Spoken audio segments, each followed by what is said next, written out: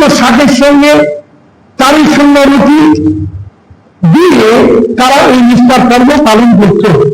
এমনকি যাত্রা পুস্তকে বলছে যে যখন সেই মৃত্যু দূত তাদের বাড়ির সামনে দিয়ে চলে যাবে এবং বলা হয়েছিল যে সেই মৃত্যু দূত যাদের বাড়িতে আঘাত করবে তাদের বাড়ির প্রথম সন্তান মারা যাবে।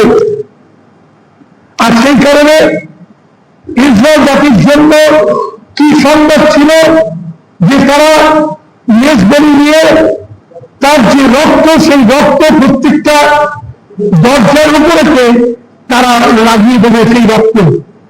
তারা মৃত্যু দূত যখন সেখান দিয়ে পাস করবে যাদের যাদের দরজায় সেই রক্তের চিহ্ন দেখতে পাবে আর তাদেরকে স্পর্শ করবেন না, তাদের দিয়ে প্রথম সন্তান মারা যাবে না।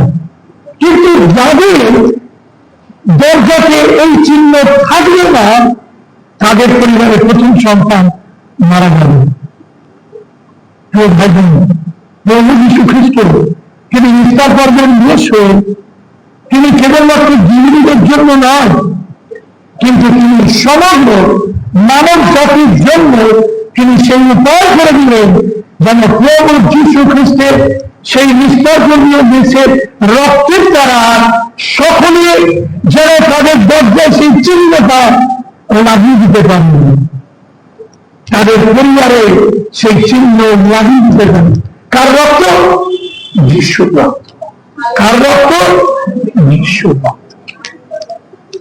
যাদের পরিবারে যিশুর রক্ত থাকবে তাদের পরিবার অনন্ত বিনাশ থেকে মুক্তি পাবে। আর সেই জন্য